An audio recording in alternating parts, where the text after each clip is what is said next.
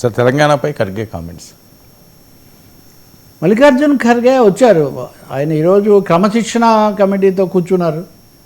ఆ తర్వాత కొన్ని ఫిర్యాదులు తీసుకున్నారు. నిన్న కూడా మనం అనుకున్నట్టు ఆ కొండా మురళి ఒక పెద్ద లేఖ కూడా రాసి మేమేం తగ్గేది లేదు, మా అమ్మాయికి సీట్ అన్న పద్ధతిలో ఆయన అందులో అది కూడా ఆమె నిర్ణయం ఆయన ఒకటి చేశారు. ఇది కాకుండా మొన్న విస్తరణ జరిగినప్పుడు ఒక సామాజిక వర్గానికి, ముఖ్యంగా కాంగ్రెస్కు మేమే మూలం అని చెప్పేటటువంటి రెడ్డి సామాజిక వర్గానికి తగినన్ని రాలేదు, హైదరాబాద్ చుట్టుపక్కల ప్రాతినిధ్యం లేకపోవడం కూడా లోటుగా ఉంది, ఇవన్నీ వాళ్ళు బహిరంగంగానే వ్యాఖ్యానాలు చేశారు. సో ఈ నేపథ్యంలో ఇవన్నీ దృష్టిలో పెట్టుకొని ఖర్గే వచ్చినట్టుగా ఉన్నారు. అయితే ఆయన అయితే మటుకు ఇప్పుడున్న పరిస్థితుల్లో ఇంక ఏ వర్గానికి ఇంకా మరిన్ని మంత్రి పదవులు వచ్చే అవకాశం లేదని గట్టిగా చెప్పారు అని చెప్తున్నారు. ఇవన్నీ కూడా ప్రభుత్వాన్ని కొంచెం పదిలం చేసే ప్రయత్నంలో ఉన్నట్టున్నారు.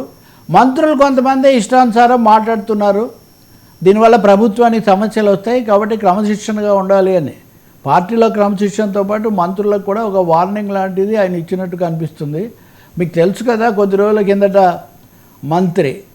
ఒక మంత్రి స్థానిక ఎన్నికల గురించి ప్రకటన చేస్తే దాన్ని పక్కన పెట్టడం, దానికి భిన్నంగా కూడా నిర్ణయం జరగడం, ఇవన్నీ ఉన్నాయి.